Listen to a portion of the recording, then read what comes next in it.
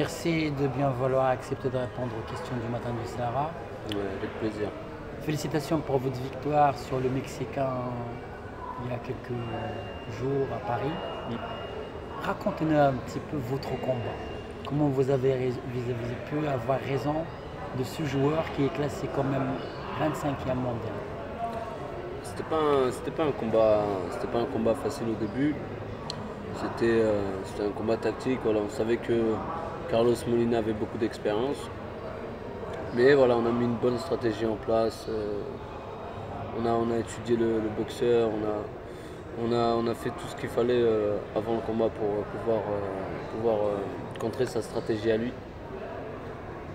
Donc voilà.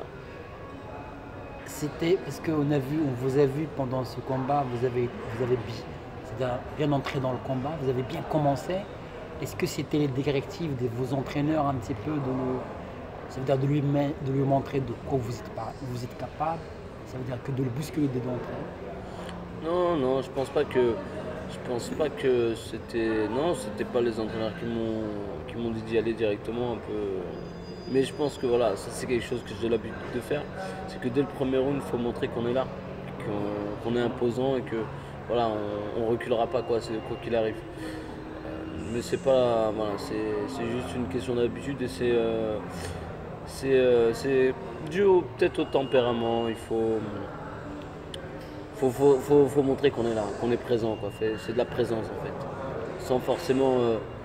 Vous savez, des fois, il y a juste besoin de mettre la présence physique, mais sans forcément taper fort. Sans forcément mettre des coups, mais voilà, c'est juste de la présence, marcher sur l'adversaire. Et ça compte énormément.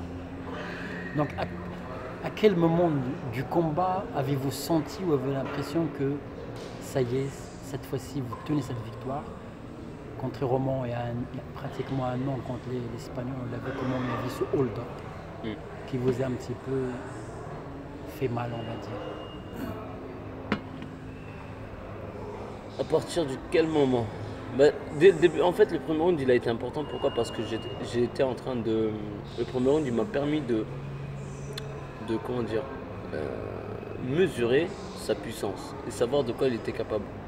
Mais comme, voilà, j'ai vu que c'est pas quelqu'un qui allait me faire mal parce que c'est pas un gros frappeur, mais par contre, il était dangereux au niveau du corps, il touchait bien au corps. Donc, voilà, tout de suite dans ma tête, voilà, j'ai pensé à plein de choses.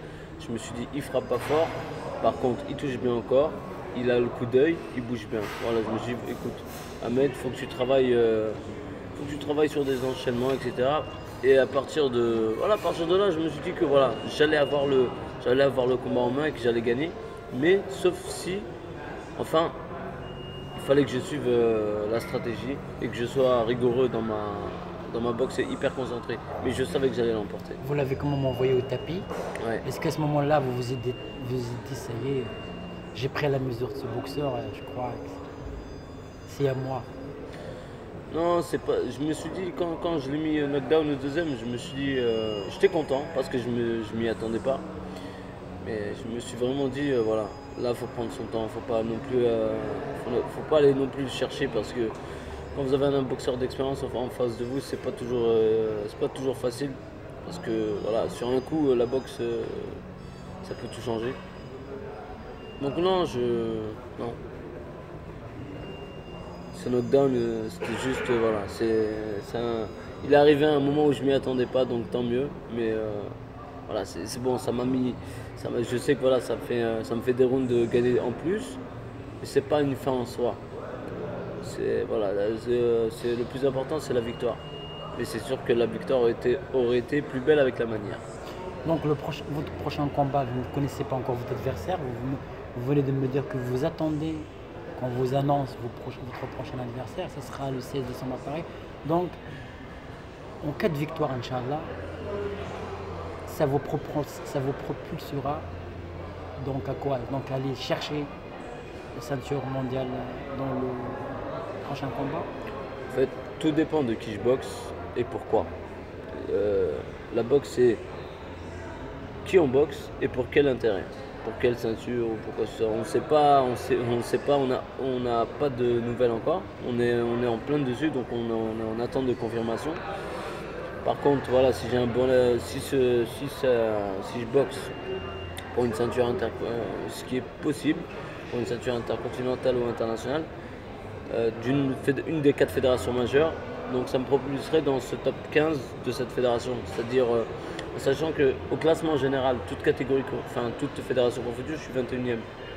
Mais imaginons que je fasse un WBO ou WBA international ou intercontinental, ça me classerait peut-être 10e ou 9e, je sais pas. Voilà, de cette fédération-là. Donc ça peut aller très vite. Ensuite, voilà, le plus important, c'est de prendre le titre, le défendre, le redéfendre jusqu'à arriver au summum de l'échelle, quoi.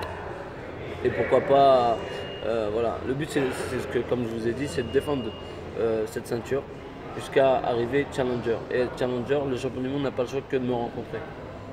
Voilà, ça c'est le... Ça, c'est le but ultime. Non, le but ultime, c'est d'être champion du monde monde. unifié.